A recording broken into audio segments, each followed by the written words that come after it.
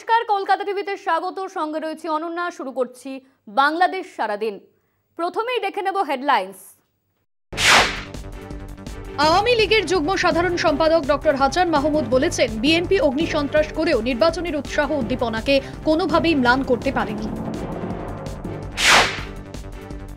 জাতীয় পার্টির চেয়ারম্যান গোলাম মোহাম্মদ কাদের বলেছেন, এই নির্বাচনে আওয়ামী লীগের ক্ষমতা হারানোর ঝুঁকি নেই। যতদিন পর্যন্ত এক দফা দাবি পূরণ না হবে ততদিন পর্যন্ত রাজপথে আন্দোলন চালিয়ে যাবে বিএনপি, এমন মন্তব্য করেছেন ডক্টর মঈন খান। গত 24 ঘন্টায় ঘটে গেছে বিভিন্ন ঘটনা। বাংলাদেশের সেই সমস্ত খবরের দিকে নজর রাখবো।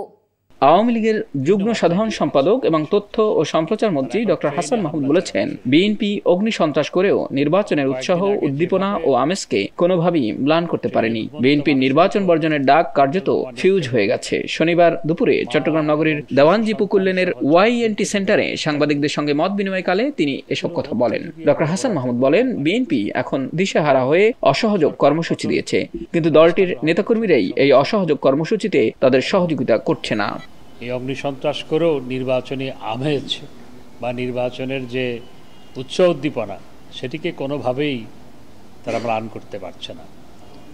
কার্যত ওই কথ্য বাংলায় যেটি বলে, বিএনপির নির্বাচন বর্জনের ডাক ফিউজ হয়ে গেছে, এই কথ্য ভাষায় যেটি বলে।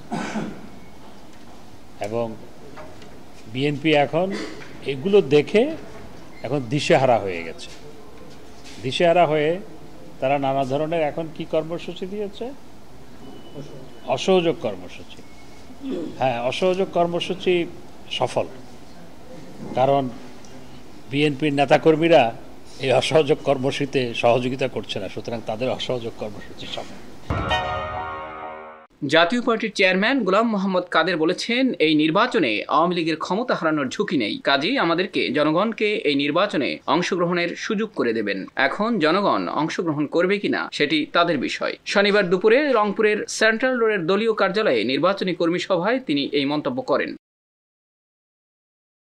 আন্দোলন আস্তে আস্তে কমে যাচ্ছে, আস্তে আস্তে নির্বাচনের মুখে হয়ে যাচ্ছে দেশ, এবং প্রচুর পরিমাণে মানুষ নির্বাচনের জন্য ব্যবস্থা গ্রহণ করছেন, এবং সরকার একটা পর্যায়ে গিয়ে আমার মনে হলো নির্বাচন সময় মতো হয়ে যাবে এবং কেউ যাক আর না যাক নির্বাচন ঠেকানোর কোনো উপায় থাকবে না। জিএম কাদের বলেন, বর্তমান সরকার সুষ্ঠু নির্বাচনের আশ্বাস দিয়েছে। দলের অস্তিত্ব রক্ষার্থে এবং সুষ্ঠু নির্বাচনের আশ্বাসে আমরা এবারের নির্বাচনে অংশ নিয়েছি। তবে আমরা সার্বক্ষণিক অবস্থা পর্যবেক্ষণ করব।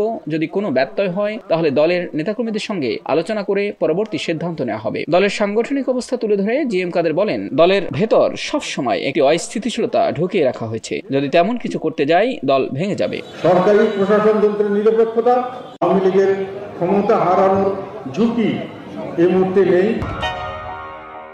যতদিন পর্যন্ত এক দফা দাবি পূরণ না হবে ততদিন পর্যন্ত রাজপথে আন্দোলন চালিয়ে যাবে বিএনপি, এমন মন্তব্য করেছেন দলটির স্থায়ী কমিটির সদস্য ডক্টর মঈন খান। শনিবার সকালে জাতীয় প্রেস ক্লাবের সামনে জাতীয়তাবাদী মুক্তিযোদ্ধা দল আয়োজিত ভোট বর্জন ও অসহযোগ আন্দোলনের সমর্থনে লিফলেট বিতরণ করেন তিনি।